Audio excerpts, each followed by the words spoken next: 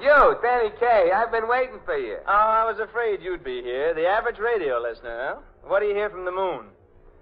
Well, you're right on the beam tonight. Mm-hmm. Where you been keeping yourself the last few days, chum? Oh, I've been in bed with a terrible haircut.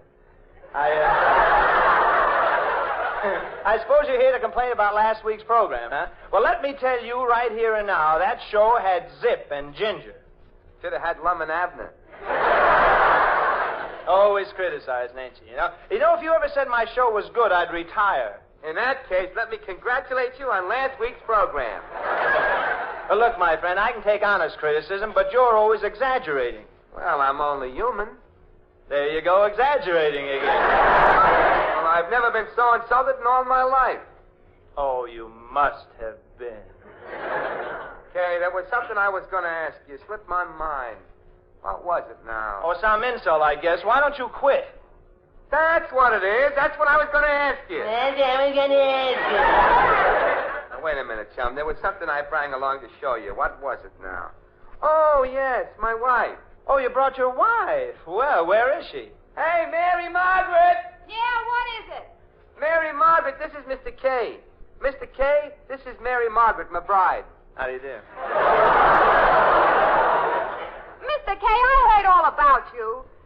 What's your side of the story? Gonna have trouble with you, too, huh?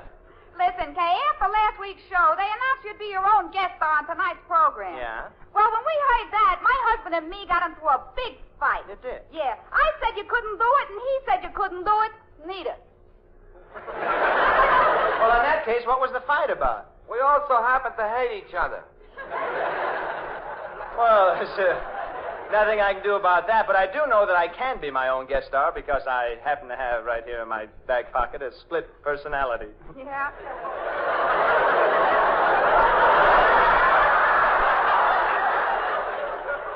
Well, whoever you split it with got the best of that bargain. Well, yeah, well, come in and watch the broadcast. I'll show you.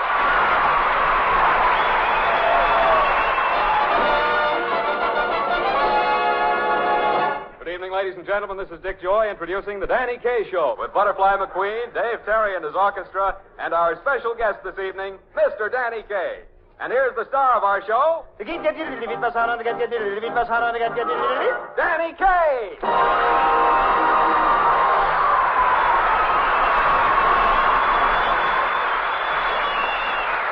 And now, here is our guest star, that popular singing, dancing comedian of the silver screen, direct from California, Greetings from Hollywood. Mr. Danny Kaye.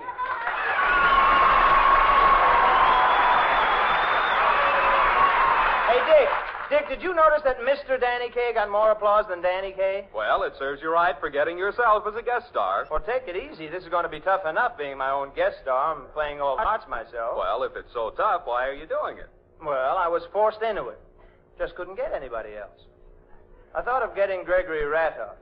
He was in town last week, you know. So I walked over to his hotel, talked to him about it, and on the way I got to thinking, suppose he asked me what he'll do on the program, and I said to myself, well, we'll do a sketch about Russia. And I knew he'd say, Danny, my boy, a sketch about Russia is right down my alley. In Russia, I was a great dramatic actor. I acted before the Tsars. I still have the Tsars to prove it. I like very much that joke. It's really nice. And then I said to myself, I'm going to have trouble with this guy because I don't want to do dramatic stuff. I want to do comedy. But if I told him that, I knew he'd say, comedy? Right off my alley, my boy. Of course, I will get all the laughs. But why should I have him, let him have all the laughs, huh? I'm the comedian on this program. Well, I knew what he'd say to that. You, a comedian? You make me laugh. Yeah, well, that's more than you do to me. Danny, my boy, when it comes to comedy, you must take your hat off to Ratoff. Well, now, Dick, I wasn't going to take that from anybody. So I made up my mind to say to him, who are you that you're funnier than I am? Who do you have to be? That's what he said. Very funny. Of course it is very funny, Danny, my boy. When I was at the Moscow Art Ballet, I got plenty of laughs. Ballet laughs. And I will get all the laughs on your radio program. Yeah? Da. Yeah? Da. Yeah? Da. Yeah? Da. Yeah? Da. Yeah? Da. Yeah? Da. Oh, Danny, wait a minute. Don't get so excited. What happened when you finally got to Radoff's apartment? Got to his apartment. Do you think I'd go to see a guy after all those terrible things I figured he'd say to me? No, I don't have to go to his house to be insulted. Of course not, Danya. I will be very happy to come to see you.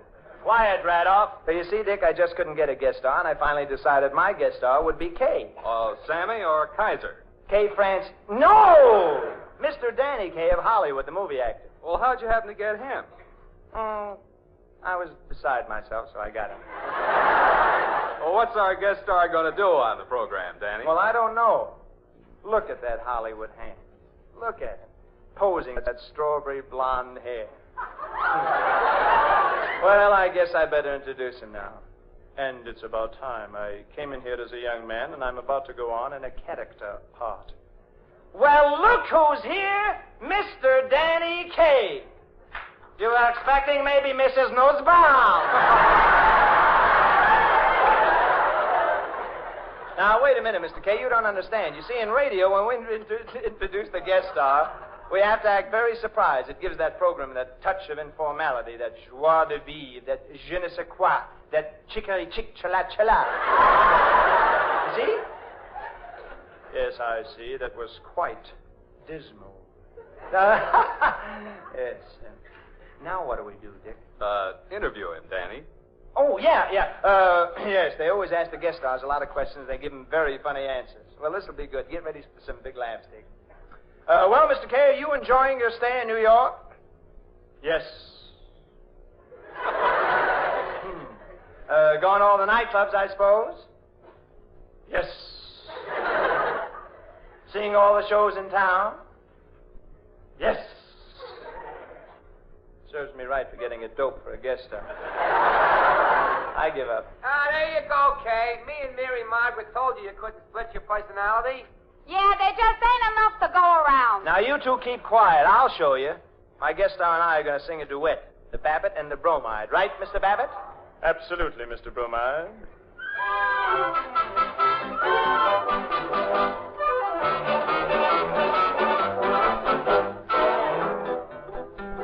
Mr. Smith met a Mr. Jones on the avenue one day and held a conversation in their own peculiar way. They both were solid citizens. They both had been around. And as they spoke, you clearly saw their feet were on the ground. Hello? How are you? How's folks? What's new? I'm great. What's good? Ha-ha! Not good. Well. What's say? How you been? Nice day. How's tricks? What's new? That's fine. How are you? Nice weather we are having, but it gives me such a pain. I have taken my umbrella, so of course it doesn't rain. Hi-ho. That's life. What's new? How's your wife? Got to run. All right. Ta-ta. All Goodbye. 10 years went quickly by for both these substantial men, and then it happened that one day they chanced to meet again. That they had both developed in 10 years, there was no doubt, and so, of course, they had an awful lot to talk about. Hello? How are you? How's the folks? What's new? I'm great. That's good. Ha-ha. Not good. Well. What's say? How you been? Nice day. How's tricks? What's new? That's fine. How are you? I'm sure I know your face, but I just can't recall your name. Well, how have you been, old boy? You're looking just about the same. Hi-ho. That's life. What's new? How's your wife? Gotta run. Oh, my. Ta-ta. Goodbye. Before they met again, some 20 years they had to wait. This time it happened up above inside St. Peter's Gate. A harp one was carrying, and both were wearing wings. And this is what they said as they were strumming on the strings.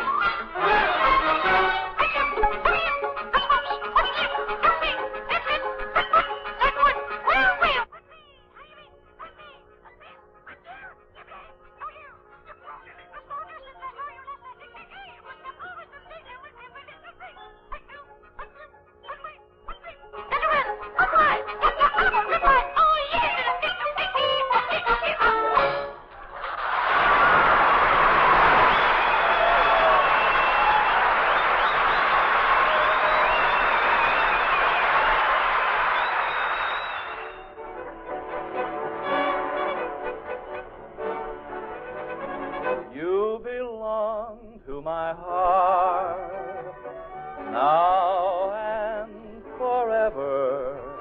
And our love had its start not long ago. We were gathering stars while a million guitars played our love song. When you said I love you, every beat of my heart said it too. Was a moment like this. Do you remember? And your eyes threw a kiss when they met mine. Now we own all the stars and a million guitars are still playing. Darling, you are the song, and you'll always belong to my heart.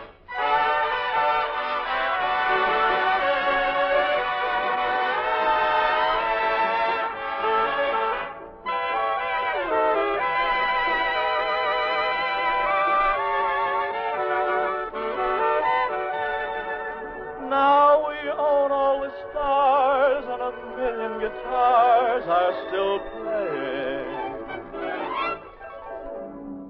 Darling, you are the song and you'll always belong to my heart.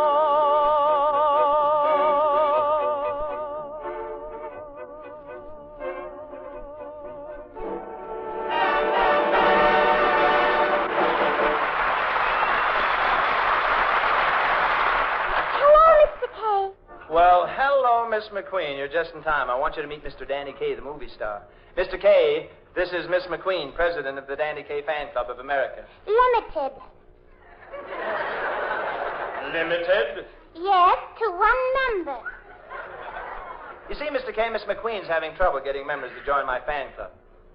I can well understand that. Oh, is that so? Well, your fan club is no bigger than mine. Excuse me, Mr. Kaye, who are you talking to? I'm talking to my split personality. My, the things they can split in this atomic age. I needed a guest star, so I decided to split my personality. Are you going to keep it a secret or share it with the world? Well, we'll just keep it between the three of us. Oh, the big three. Yeah. You still don't get it, do you, Miss McQueen? Look, very simply, there are two Danny Kays on tonight's program. All right, if you say so, but it's going to make my wait for the fan club twice as difficult. Haven't you gotten any new members at all? I just got another girl to join. Oh, fine. How'd you get her? See where you got your guest star. Oh, yeah. Oh, you split your personality, too, huh? Yes. Do you think these hats look good on us? Well, we need more members than just your split personality, you know. I know, but you need more publicity, Mr. Kaye. Look at Lena Turner. Yes? Look at Frank Sinatra. Look at Bing Crosby. Look at Dick Haynes. I can't. I'm still looking at Lana Turner.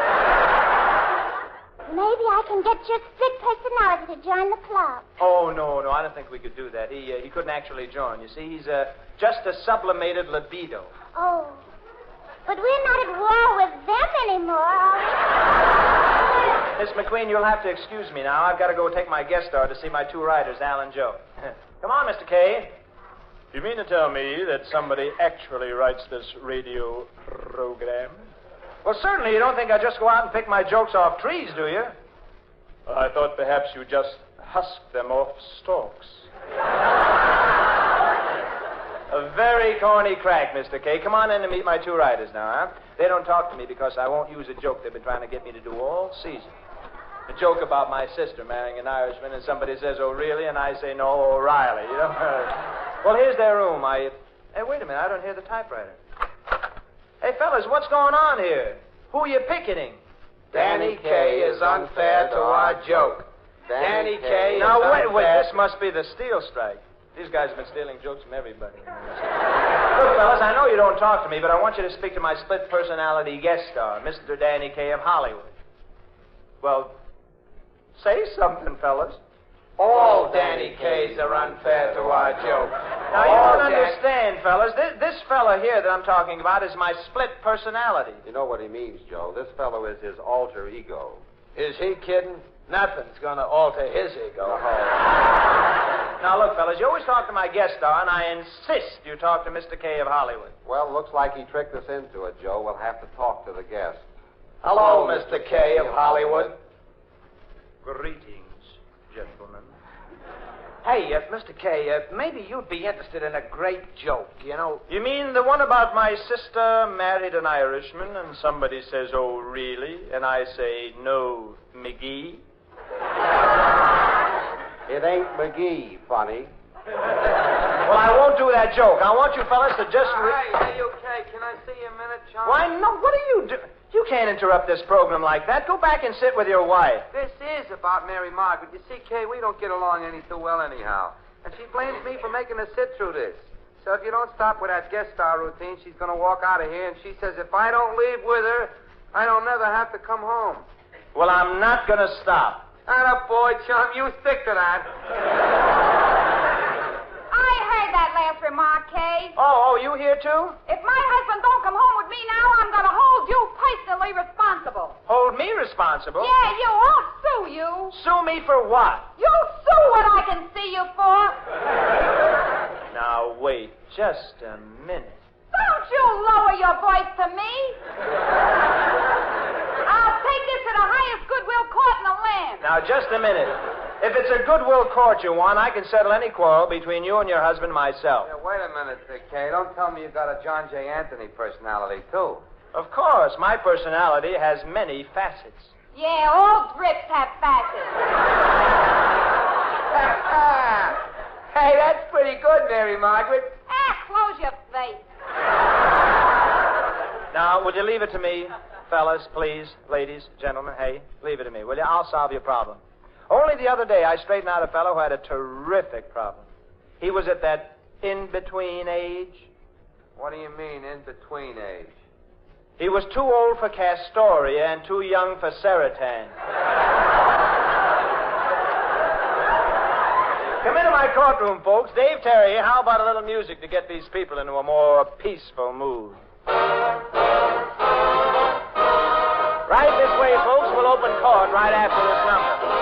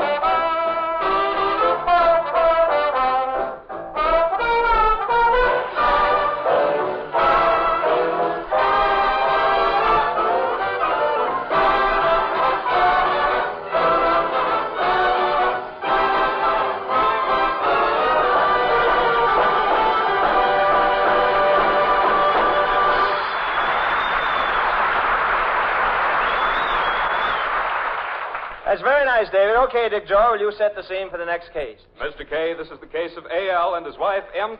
Just a minute. No initials, please. I want names, dates, places, rumors, gossip. I want all the dirt you can think of. I'm nosy. All right, you two, step up to the microphone. Now, what is your problem? Mr. Kaye, my marriage is a failure. Tut, tut, my good man. Your marriage is not a failure till you've spoken to me. Go on, please. Yeah, well, our trouble started on our wedding day. What happened? We got married. see. And is this the lady you married? That's what's left of her. Madam, what is your problem? Well, Mr. Kaye, my husband is a good man. That is the wrong attitude on this program. How dare you say your husband is good? Well, he was when we first got married. He was a good husband. Day in and nights out. Nights out, huh? Well, this is getting interesting, isn't it? Go on. Well, my husband always said a woman's place is in the home. Well, what's wrong with that? You should see some of the women he brought into my home.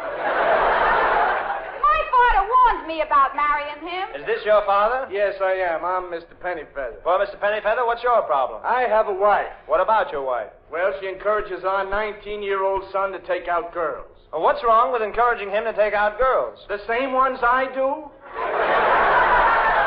Is this your son, Mr. Pennyfeather? Yeah, I'm Harold Pennyfeather. What's your problem, Harold? If A can do a piece of work in 3 days and B can do the same work in 4 days, how long will it take? No, you go to school, Harold. I see. Yeah. Well, is this your teacher? What is your name, madam? My name is Mary Hunter, and my problem is Harold Pennyfeather. I have to keep him after school every day. Why is that? I caught him smoking a cigarette. Oh, really? No, a Raleigh.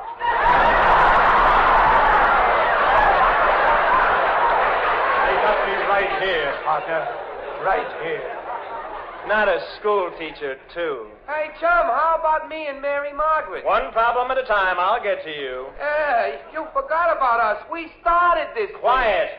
Now, what were you saying, Miss Hunter? Well, on account of keeping Harold after school, my boyfriend, Bill Zuckert, broke our engagement and is now going with a girl named Ann Tiemann. I see. Is this your boyfriend, Bill Zuckert? No, I'm Aunt Tiemann.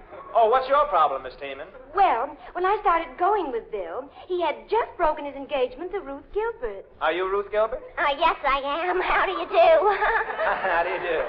Miss Gilbert, do you know Miss Tiemann? How do you do? And this is Harold's teacher, Miss Hunter, Miss Gilbert, Miss Tiemann. How do you do? Harold Pennyfeather, Miss Hunter, Miss Tiemann, and Miss Gilbert. How do you do? And this is Mr. Pennyfeather, the father of Harold Pennyfeather. Miss Hunter is teacher, Miss Tiemann the girl who took Miss Hunter's boyfriend away, and Miss Gilbert who broke her engagement to Miss Hunter's ex-boyfriend, Bill Zucker. How do you do? Hey, Kay, how about me and Mary Margaret? Oh, you two must know each other, I'm sure. Now, where were we? Oh, yes, Miss Gilbert. Is this Bill Zuckert who broke his engagement to you? Yes, I am, and this is my wife, Mrs. Zuckert. Your wife? Bill, how could you do this to me? Oh, I feel faint. Get me a doctor. I have a doctor in the balcony, lady. What's your name, Doctor? Dr. George Davis. Dr. Davis, meet Bill Zuckert, Ruth Gilbert, Ann Tiemann, Mary Hunter, Harry Pennyfeather, and Miss Pennyfeather Sr. How do you do? Mr. Kaye, I am the father of 18 children. What is your problem, Doctor? My wife wants to adopt a baby. You object to that? Yes, it's noisy enough around my house. If it isn't the kids, it's the couple next door, always arguing about your program, and they wind up in an all-night brawl. I see. Is this the couple? Yeah, that's us, chum. Me and Mary Margaret. You see, I told you I'd get back to you. The solution to your problem is very simple. If you two will stop arguing about my program, it won't be so noisy around the doctor's house, and he'll let his wife adopt a baby. That'll give him peace of mind, so he'll be able to take care of Ruth Gilbert when she faints. But Miss Gilbert won't have to faint if Bill Zuckert will divorce his wife and go back to Mary Hunter, who won't have to keep Harold after school, and Harold will be so busy with his problems that he won't have time to steal his father's girls, so Mr. Pennyfeather will be so busy he won't have time to interfere with your marriage, and that is my advice to you.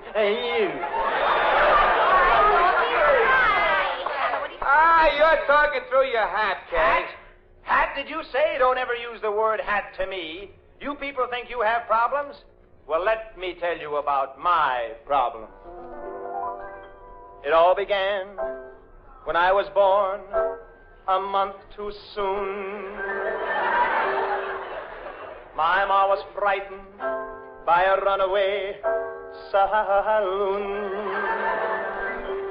Pa was forced to be a hobo because he played the oboe. And the oboe, it is clearly understood, is an ill wind that no one blows good.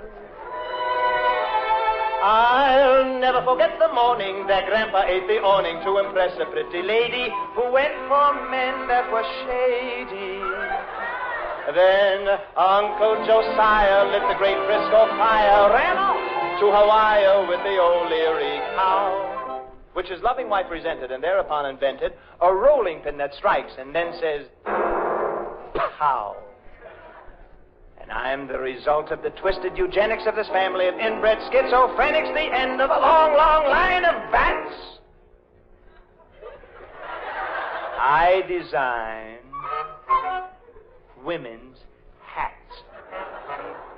I'm Anatole Faris, I shriek with chic.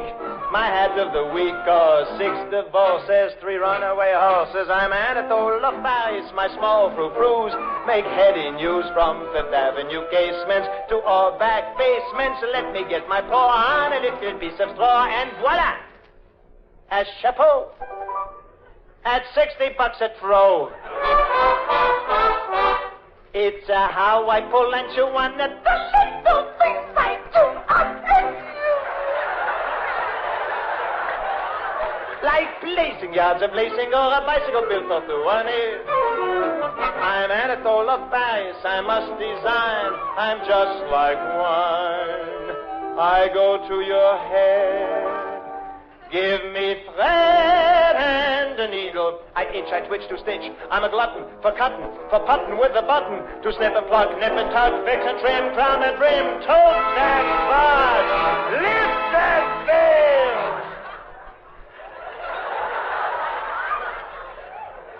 And why do I sew each new chapeau with a style that must look positively grim? Strictly between us. Entre nous, I hate women.